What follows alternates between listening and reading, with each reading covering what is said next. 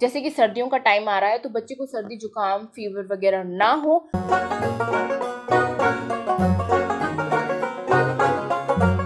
Hello family, नमस्कार। मैं रेशु एक बार फिर से आप सबका स्वागत करती हूँ एक नए वीडियो में। आज के इस वीडियो का टॉपिक होने वाला है कि अगर आपका बच्चा भी 6 महीने से छोटा है तो ऐसी कौन कौन सी जरूरी बातें हैं जिनका ध्यान आपको अपने बच्चे के साथ जरूर रखना चाहिए, जिससे कि बच्चे की ग्रोथ में किसी भी तरीके की परेशानी ना आए। क्योंकि स्टार्टिंग के 6 महीने बच्चे की अच्छे तरीके से देखभाल करना बहुत ज्यादा जरूरी होता है, क्योंकि इस समय बच्चे का फिजिकली विकास बहुत तेजी से हो रहा होता है। इस टाइम बच्चा धीरे धीरे चीजों को समझने की कोशिश करता है, माहौल में एडजस्ट होने की कोशिश करता है। साथ में बच्चा इस टाइम पलटना स्टार्ट कर देता है, अपनी गर्दन को होल्ड करना स्टार्ट कर देता है। साथ में कुछ बच्चे 6 महीने तक बैठना भी शुरू कर देते हैं। इसीलिए इस एज के जो बच्चे होते हैं उनको एक्स्ट्रा केयर की जरूरत होती है। तो अगर आप भी न्यू पेरेंट्स बने हैं अभी, तो आपको कुछ ऐसी चीजें जिनके बारे में जरूर जानना चाहिए, मतलब कि वो चीजें आपको पता होनी ही चाहिए कि 6 महीने तक के बच्चे की कैसे केयर की जाती है, किन चीजों का ध्यान रखा जाता है। सो फैमिली, टोटली ये वीडियो आपके लिए काफी ज्यादा हेल्पफुल होने वाला है। इस वीडियो को आप पूरा देखें, ध्यान से देखें। तो चलिए फिर जल्दी से स्टार्ट कर देते हैं आज का वीडियो।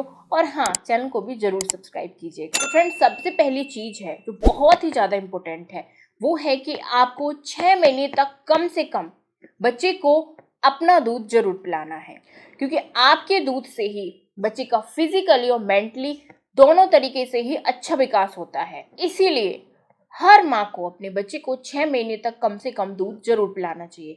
वैसे तो 1 साल तक बहुत ज़्यादा इम्पोर्टेंट होता है, लेकिन कई माँ की जैसे कोई मजबूरी होती है, वो वर्किंग होती है, कंटिन्यू ब्रेस्ट फीडिंग नहीं करवा सकती हैं, तो 6 महीने तक कम से कम उनको ब्रेस्ट फीडिंग जरूर कराना चाहिए। 6 महीने के बाद वो स्विच कर सकती हैं बॉटल फीडिंग पर या सॉलिड फूड पर।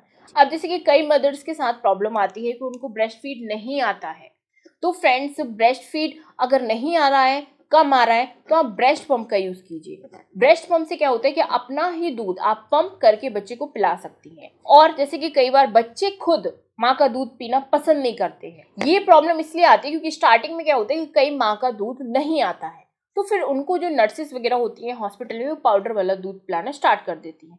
फिर बच्चे जब 4-5 दिन तक यही दूध पीता है तो उसको इसी की हैबिट हो जाती है, फिर वो माँ का दूध पीने में इंटरेस्ट ही नहीं लेता है। तो इसके लिए भी एक बेस्ट सॉल्यूशन होता है कि आप ब्रेस्ट पंप का यूज कर सकती हैं। ब्रेस्ट पंप से आप अपने बच्चे को अपना ही दूध पंप करके बोतल के थ्रू दे सकती हैं, लेकिन कोशिश करें 6 महीने तक कम से कम आपको अपना ही दूध देना है। फॉर्मूला मिल्क पर बच्चे को लेकर आपको नहीं आना है। तो इस बात का आप स्पेशली ध्यान रखें अगर आपका बच्चा 6 महीने से छोटा है तो। अब दूसरी चीज जो आपको ध्यान देना है, जैसे कि फ्रेंड 0 से 6 मंथ तक का बच्चा अलग अलग रंग की पॉटी कर सकता है। स्टार्टिंग में क्या है कि बच्चे की जो पॉटी होगी एकदम काली होगी, कुछ टाइम बाद बच्चे की जो पॉटी होगी वो एकदम से पीली आएगी, कभी कभी पॉटी का कलर ग्रीन भी हो सकता है। तो मतलब मंथ बाय मंथ बच्चे की पॉटी का कलर चेंज हो सकता है। लेकिन अगर कभी भी आप नोटिस करें कि शुरुआत के कुछ दिनों के बाद अगर बच्चा कंटिन्यू ब्लैक पॉटी कर रहा है या व्हाइट पॉटी बच्चा कर रहा है, तो ये सीरियस हो सकता है। बच्चे की व्हाइट पॉटी करने पर या ब्लैक पॉटी करने पर आपको तुरंत डॉक्टर से मिलना चाहिए। ठीक है, शुरुआत में कुछ दिन तक जब बच्चा बॉर्न होता है तो करेगा ब्लैक पॉटी, तो एकदम चिपचिपी टाइप की पॉटी करेगा, तो उसमें कोई दिक्कत नहीं है। लेकिन बच्चा नॉर्मल पॉटी आने के बाद फिर से बच्चा ब्लैक पॉटी करने लगे तो फिर आपको ऐसे केसेस में डॉक्टर को दिखाना चाहिए। इसके बाद तीसरी चीज, जैसे ही बच्चा बॉर्न होता है तो डॉक्टर बच्चे को एक विटामिन डी का ड्रॉप देते हैं।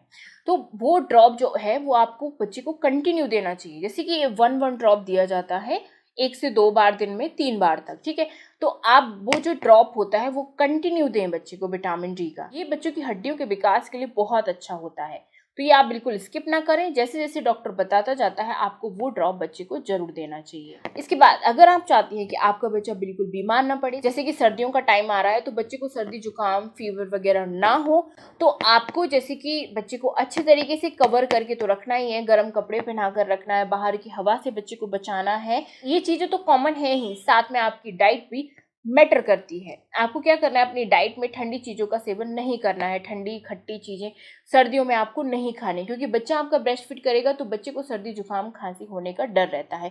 तो अपनी डाइट में सुधार लाएं, ऐसी चीज़ें खाएं जिससे बच्चे को सर्दी जुकाम खांसी होने का डर ना रहे। और हाँ, एक बात और, जब भी आपने हेयर वॉश अपना किया हुआ है, आपके हेयर जब तक गीले हैं तब तक आपको अपने बच्चे को ब्रेस्ट फीड भी नहीं कराना चाहिए, क्योंकि बाल गीले होने की वजह से आपके शरीर में ठंडक है और आप बच्चे को ब्रेस्ट फीड कराएंगी तो बच्चे को जुकाम खांसी होने का डर रहता है। तो इस बात का भी आप स्पेशली ध्यान रखें और साथ में बच्चे की मालिश पर प्रॉपर तरीके से ध्यान दें, बच्चे की डेली मालिश करवाएं। हाँ, सर्दियों का टाइम है, बच्चे को डेली नहाना बिल्कुल जरूरी नहीं है, लेकिन डेली मालिश जरूरी है। तो बच्चे को एक बंद कमरे में हल्का सा रूम हीटर दूर चलाकर आप बच्चे की बंद कमरे में मालिश कर सकते हैं। कोशिश करें ठंडियों में जो बच्चे की मालिश है वो बादाम तेल से करें या फिर आप सरसों के तेल से करें। सरसों के तेल में आप मेथी, थोड़ी सी अजवाइन डाल के बच्चे की मालिश करें, बिल्कुल हल्के गुनगुने तेल से।